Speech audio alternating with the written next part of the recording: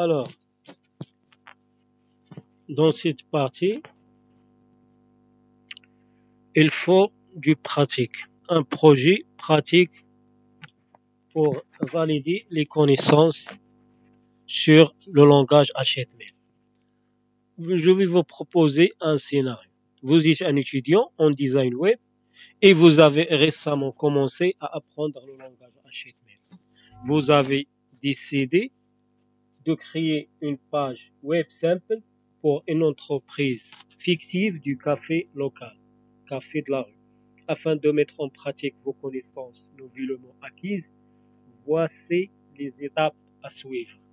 La première étape, c'est la planification. Commencez par déterminer les sections nécessaires pour la page web, telles que l'entête, la section du menu, les promotions en cours, des informations sur l'entreprise, les coordonnées, ainsi de suite. Deuxième étape, c'est la création du code HTML.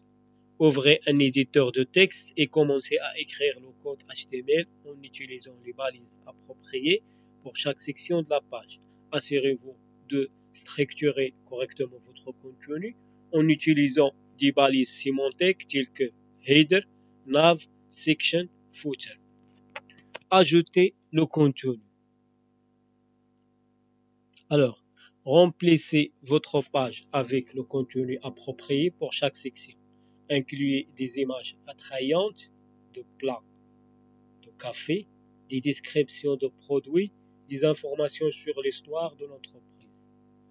Style CSS. Pour faire du style avec CSS, utilisez CSS pour styliser votre page web et lui donner une apparence professionnelle. Appliquez du color, des polices, des marges et des tailles pour rendre votre page attrayante et conviviale. Test et révision. Alors, testez votre page dans différents navigateurs pour vous assurer qu'elle s'affiche correctement et qu'elle est accessible à tous les utilisateurs. N'oubliez pas le mobile. Révisez votre code au besoin pour corriger les erreurs et améliorer la convivialité de la page. Alors, en ce qui concerne les exercices à pratiquer les concepts appris tout au long du cours. Après avoir créé la page web pour Café de la rue, vous souhaitez pratiquer davantage vos compétences en HTML en réalisant des exercices supplémentaires. Créez une page web pour une autre entreprise, comme une boulangerie, un salon de coiffure ou une librairie, en utilisant la même structure de base, mais en personnalisant le contenu pour l'entreprise choisie. Créez un formulaire de contact pour votre page web avec des champs pour le nom, l'email, le sujet et le message en utilisant les balises Form, Input, Text Area. Ajoutez une galerie d'images à votre page web avec des photos de produits ou de l'intérieur des cafés en utilisant les balises images des styles CSS pour organiser les images. Expérimentez avec les balises de médias HTML tels que l'audio, les vidéos, en intégrant des fichiers audio ou vidéo pertinents à votre projet. Pratiquez la création de liens hypertextes en ajoutant des liens vers les profils de médias sociaux de l'entreprise ou d'autres sites web pertinents. Alors, ces exercices vous permettront de renforcer vos compétences en HTML et de vous familiariser davantage avec la création de pages web. En pratiquant régulièrement, vous deviendrez plus à l'aise avec le langage et serez capable de créer des sites web plus complexes à l'avenir.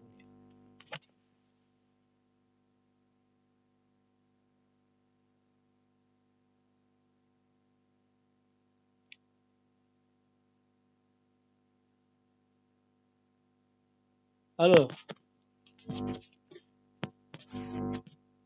après avoir parcouru ce cours sur la programmation HTML, vous avez acquis des connaissances fondamentales pour créer des pages web statiques et structurées. Voici un récapitulatif du cours et des prochaines étapes pour les approches.